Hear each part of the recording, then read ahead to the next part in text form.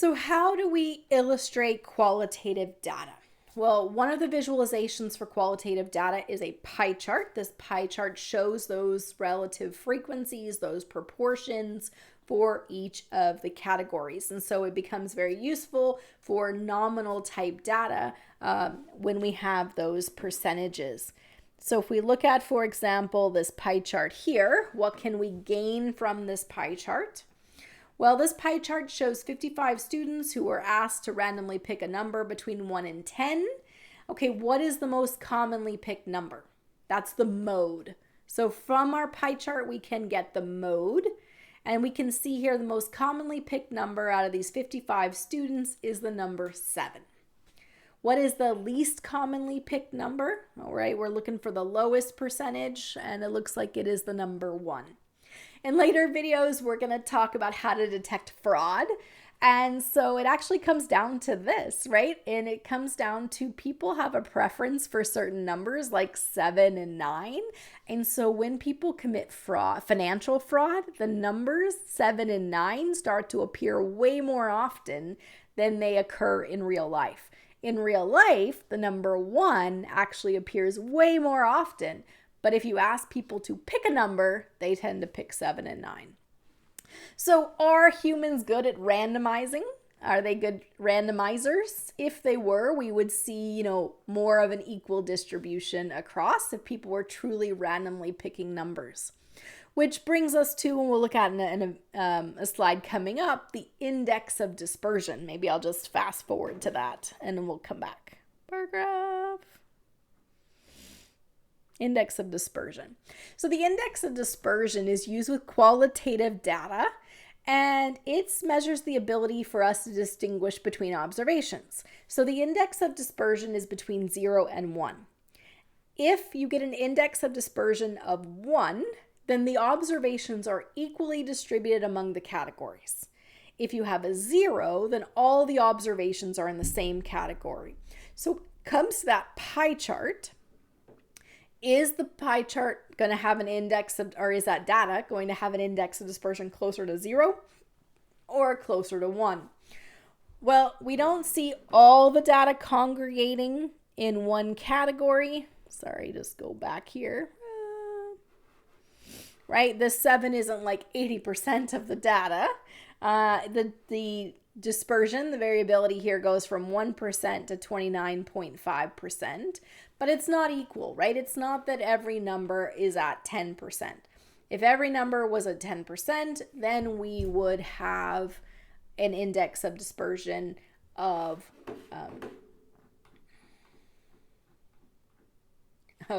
1. And if it was 100% for 7, we'd have an index dispersion of 0. So we are going to see that the index of dispersion here is closer to 1 than it is to 0, based on the fact that there's quite a number of different numbers here that are really close to that 10%. So it's close to 1, but it's not truly 1. All right, so we have a pie chart. A bar graph can contain the same information. We can use it with frequencies or relative frequencies. So we can take the numbers chosen here. We can see that 7 had the highest frequency. So this is the number of people who pick this. Or we could change this to percentage and we would still see the same graph, just a different label on the axes. So we can summarize qualitative data with pie charts and bar graphs. And a bar graph is the most commonly used way to represent qualitative data. As we get into our other videos, what we'll see is that it really depends on what you're trying to convey. Are you trying to convey number and the fact that there's just way more people who pick this? Then you use a bar graph. If you're trying to convey parts of a whole, so you want to say, here's the whole group. Look at how this biggest percentage picked 7, then we would use a pie chart. So pie charts tell us about parts of the whole, whereas the bar graphs are typically used here with the counts to show that this just had a greater number instead of a percentage. Okay. The other benefit of bar graphs is that we can have multiple variables here, Did I have one here? Okay, here you go. A survey of 479 children found the number of children with nearsightedness is greater for children who slept in fully lit rooms before the age of 2. So notice here we have more than one variable. We have our level of lighting and then the myopia, right? So we can see here both sets of information. So notice that those with high myopia here, full light, those with none in the dark, but notice those with none is just higher in all the categories because having nearsightedness is rare. So just because that this darkness here has no myopia, right, doesn't necessarily mean the two are related, because it could be that simply that very few people have it. Where we start to see the relationship is the fact that the myopia level goes up with the light and the none goes up with the dark. Okay. So this data, this is not the best way to illustrate this particular set of data where we have these two kind of ordinal variables. We'll look at some other graphical representations here, but you can use a bar graph when you have multiple variables. All right, so let's look at this particular example here where we have our students in grades 4 through 6, and we're going to then create this data in Excel.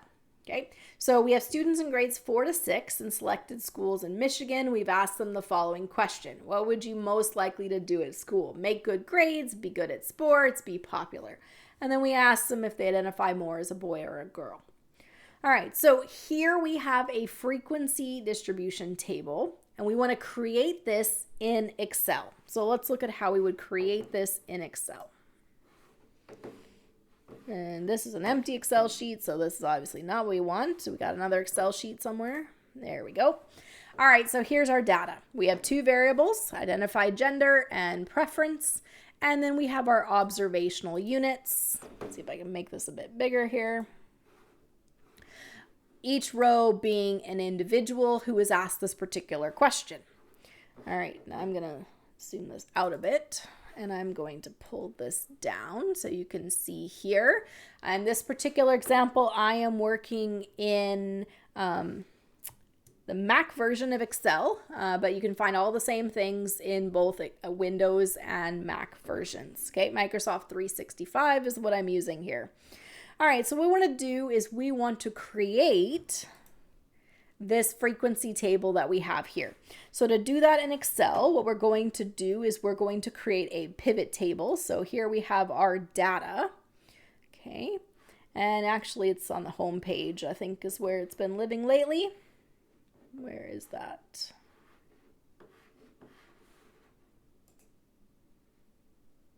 All right, just kidding. It's not on the home, it's on the insert. Insert pivot chart is where we're going for. All right, so we're going to highlight our data here. I just clicked on the far left so that we can highlight everything. We're going to create a pivot chart. It has these two columns. We are going to do a new worksheet, hit OK. Now, when you do a pivot chart, you will have this part on the right where you can drag and drop. And so we need to have our, here we can put 1. So what I've done, and you can't really see because my head is covering, but I've dropped 1 into the legend or series. I've dropped the other into the axes. And if I want to make it look like this one here, where it says make good grades, be good at sports, be popular, and that's on the horizontal axes, then I got to go back and switch them. So I'm going to put gender here on the axis, and I'm going to put preference. Oh, no. I got them switched. Boop, boop. Okay, there we go. Let me get rid of this chart here. Okay, so what I have is I have preference here on the rows, and I have gender in the columns, so that you can see there. Here we have grade, popular, sport. Now it automatically creates a blank, and if you don't want a blank, you can hide it. So if you click here, you can remove the blank so it doesn't show. Okay. Now notice I have no data in here. To get data in here, you're going to have to take one of your two fields and you're going to have to drop it into values. So I'm just going to move my face for a second. And so I can take one of these and drop it down into values and it's going to populate. So it doesn't matter which one you put in values. You just need to have one on the rows, one on the columns or series, and then dump into the values to get your table. So here we have our frequency distribution table. And I'm just going to put my face back down in theory. All right, put me back. Okay. Now I can convert that into a relative distribution by changing it.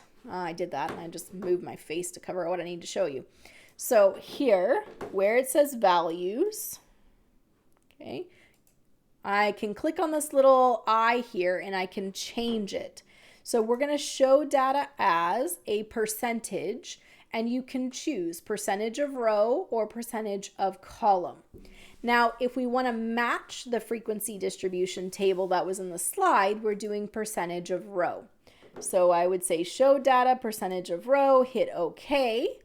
And now we have it as those who prioritize making good grades, 52.63% identify as girl and 47% identify as boy. So it takes grade and it divides it up by identified gender. Sports, we can see here that 66.7% of those who prioritize sports identify as a boy. Okay, now you could change this. Instead of having it a percentage of each of the priorities, you would go show data as percentage of column, hit OK, and now you can see of those who identify as a boy, 51% prioritize grades. Of those who identify as girl, 51.7% prioritize grade. So see how grade is more popular for both genders. So we're then looking at, is there a difference here? And that's where our inferential statistics comes in terms of doing a hypothesis test to see if there is a difference between boy and girl for those priorities. And so we'll look at what type of tests you do with nominal data in a future video. But right now we're just creating our frequency distribution, our relative frequency distribution in Excel. We can also turn our data, going back to our original data here, we can turn this into a bar graph or a pie chart. Now, if your data is in this format, then if we go, it won't do it, I don't think. Let's go here. So we can't just highlight this information and say, create a pie chart or a bar graph, right? Insert. Here is our bar charts. Here is our pie charts. Okay. So notice if I do that, it doesn't make anything for me. So the way that I need data to be in Excel in order to create a bar graph or a pie chart is I need it to be summarized. Okay. So in order to summarize this information, just move my face down here. What I need to do is do equals count if.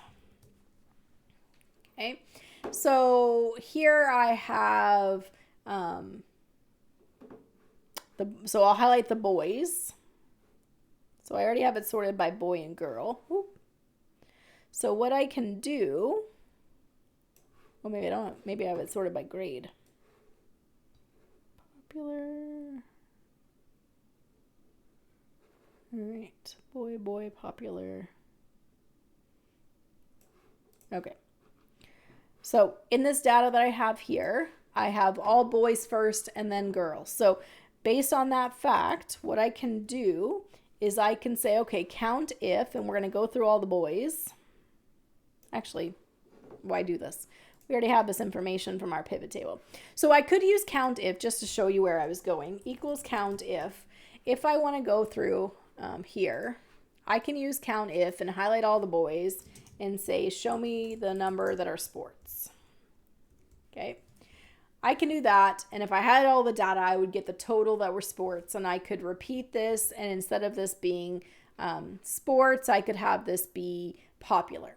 But why do any of that by hand when you already have your pivot table that has this information? So if I return my pivot table back to counts, get rid of this, no calculation, go back to this, then what I can do is I can create my bar chart from this information. So let's take this and let's insert our chart. To insert a bar chart from your pivot table, we want to click into our pivot table. We want to go to insert and we want to do pivot chart. So the pivot chart will then turn your frequency distribution into a visual.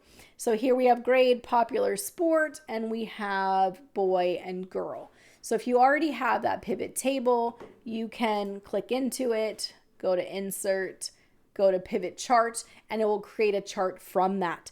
If not, if you had the data that was just separated, you use that COUNTIF, and you had the information this way, then what you would do is go to insert and create the chart from here, as opposed to doing the pivot chart where it will automatically create the image for you.